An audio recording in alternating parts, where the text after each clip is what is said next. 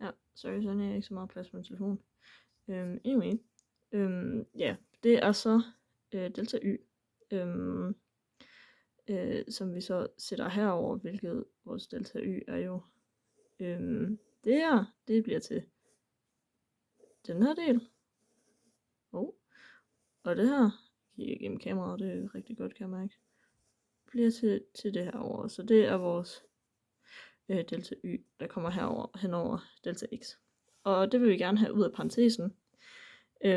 Så vi bruger den her, som der er en af kvadratsætningerne, som siger a plus b i anden, i parentesen, er lige med a i anden plus b i anden plus 2ab.